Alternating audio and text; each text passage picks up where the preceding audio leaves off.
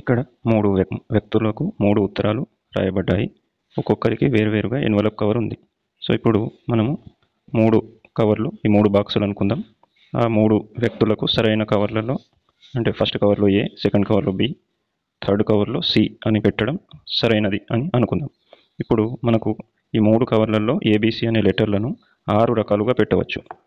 Okay, ఎలాగా అది చూద్దాం. 6 రకాలుగా పెట్టవచ్చు. ఇప్పుడు మనకు అడిగింది ఏంటి?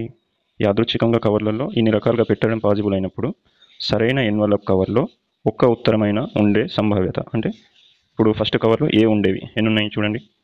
ఇక్కడ సరైన కవర్లో వచ్చింది, ఇది సరైన కవర్లోనే వచ్చింది. సో కనీసం ఒకటైనా ఉంది. నెక్స్ట్ ఇక్కడ చూడండి, ఇక్కడ లేవు. నెక్స్ట్ బి కవర్లో బి వచ్చిన సందర్భాలు ఎన్ని ఉన్నాయి? ఇక్కడ ఉంది, ఇక్కడ ఉంది. అలాగే సి కవర్లో సరైన లెటర్ సి పెట్టాలి. ఆ విధంగా పెట్టడం ఎన్నిసార్లు జరిగింది? ఇక్కడ, ఇక్కడ. అంటే మొత్తం మీద 1, 2, 3, 4 సార్లు మనం సరైన కవర్లో సరైన లెటర్ పెట్టాం. అంటే ఈ 2 సార్లు మనం రాంగ్ కవర్లో పెట్టాం.